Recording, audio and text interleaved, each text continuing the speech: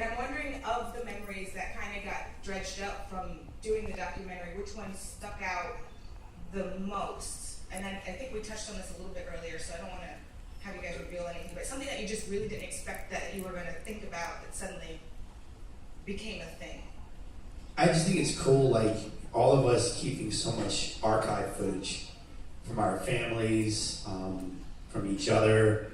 I mean, as we were making the film, each of us would be like, oh man, I think I have that same video in better quality, or that same audio file in better quality, and we would go find it. And seeing some of that old stuff back with Johnny Wright, all that stuff, the middle school tours, and just seeing all that stuff, it's mind-blowing. And now, like, for me personally, getting to, obviously she's still too young, but like my little girl likes to watch all of our videos, and she knows, she can't say each of our names the best, but she knows, like, if I say, where's Howie, she'll point. Although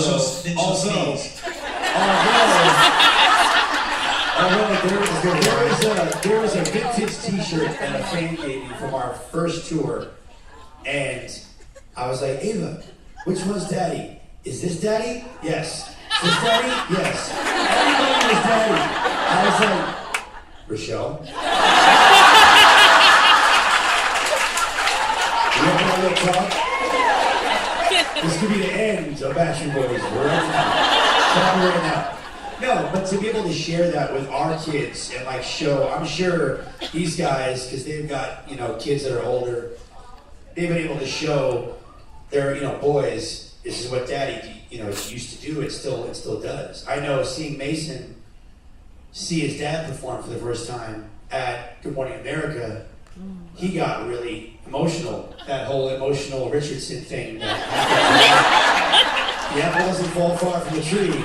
But it was funny because he was like, remember, he was like, "Do you want to see the show?" And then you said from your son's perspective and what he thought. Remember? Oh yeah.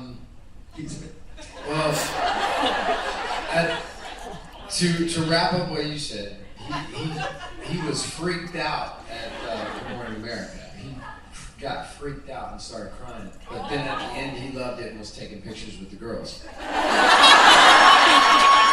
But when we were in rehearsal, he was sitting in the, we were at Irvine in the amphitheater. He was sitting in the audience with Tone. And he was watching our choreography.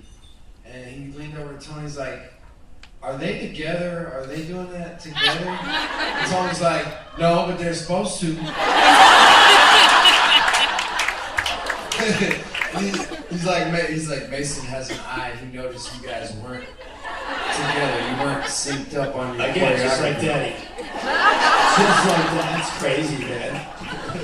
And then when we got out on tour, he watched the show. He watched one show all the way through. And then after that, I'd be like, son, you want to come watch the show tonight? He's like, nah. Sit on the bus. He's all, and play video games. he's like, Dad, I already earned my keep. I'm good. Once was enough. I'm cool. All right, But, next yeah. question's up at the top. Hi guys, I'm Stephanie. My question is that we heard a song on the documentary that we haven't heard before that didn't make the album. So where do songs that you've written that don't make the album, where do those go? And Space. Hidden Vortex. You go onto YouTube.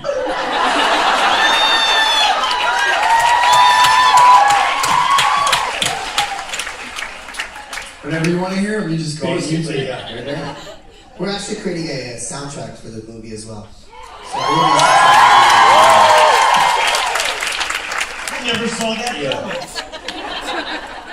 That sounds. We also would love to, maybe, even though you guys have probably everything that has been on YouTube and whatnot, but we would hopefully down the road maybe like to do it unreleased. Obviously, we may go back and tweak a couple things or have things remastered, but there has been so many songs that we've been really fortunate to either get from writers or that we've written that never saw the light of day. So we wanted to share that with you guys properly, not on YouTube. in a full package deal. Okay, next question. Hi, my name is Hannah. First of all, I wanted to thank you, Kevin, for sharing the story about your father. My mother actually died from leukemia in 2007, and we shared you guys. That was a big thing that we shared together. She actually went to meet you guys with me for the first time back in like 2001.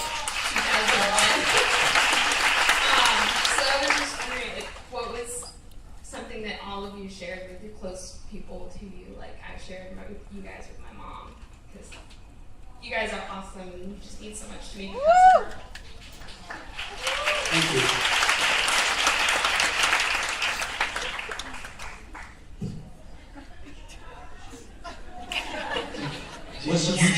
You just wanted to share that with us, or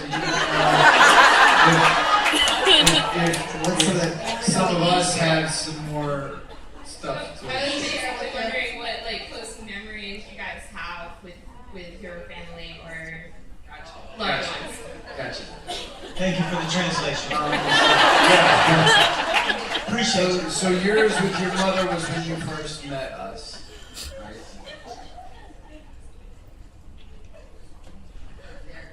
Figuring out each other. Like some great memories that I have of other family members, like the first University of Kentucky football game that I ever went to. I went with my papa, Ryan and my grandfather, and I was like 7 years old. So now, ever since then, I've been hooked. I'm a big Cats fan. Yeah, stuff like that. Is that what we're talking about? No, Yes, Kevin, you're right. no, Yeah, that's what you wanted us to Good share. job. What she asked. Good job. Yeah, Good answer. No, I mean, You with the pro. for me, my grandmother was my everything. She took me to my first audition when I was 4.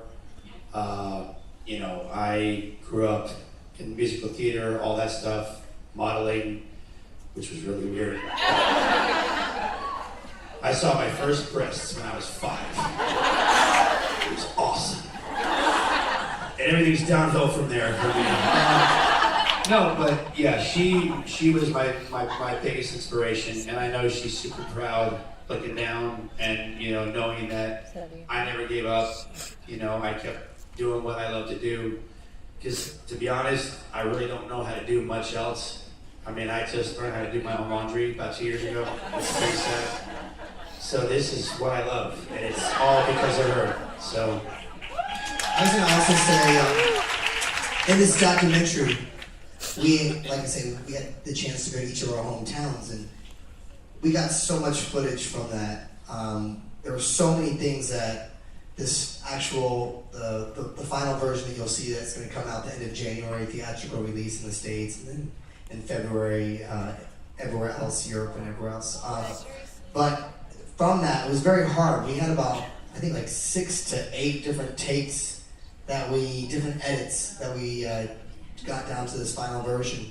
But just recently, a couple of days ago, we all approved some extra footage, some bonus footage for the DVD, which is going to be really cool because it's, like I said, there was just so much great stuff that we just couldn't fit all in just, you know, within 2 hours. Probably would have been like 5 hours. Probably you guys would have been bored as hell. But there's a lot of great stuff. So definitely get the DVD as well. Yeah, the first edit was 3 hours, and then we got it down to 2 hours. But all the good stuff we had to show you off will be on the DVD. I was gonna share something really fast.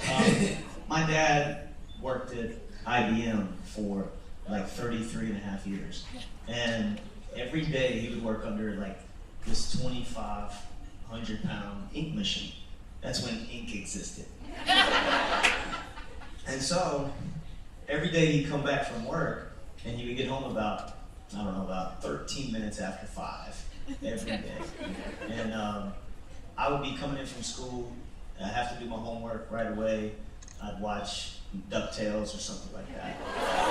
And then every time I'd sit by the door and I'd wait for him, and he'd come in and he'd take his steel-toe boots off, and he'd look down at me and he'd say, "Get your mitt." And so that's my baseball mitt. So he would go out and pass until it got dark, until mom had dinner ready. So that's like a fond memory that as a child, and now I get to do that with my boy. So.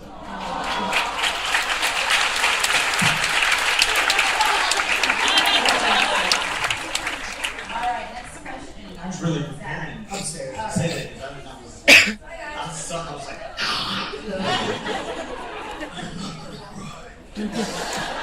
Hi guys. It's like, where's Waldo? Yeah. Okay.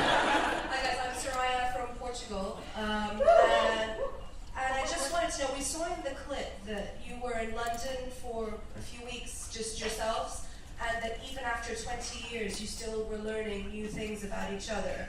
So I wanted to know what were like your favorite things about each other that you found out in your time in London. "Oh damn."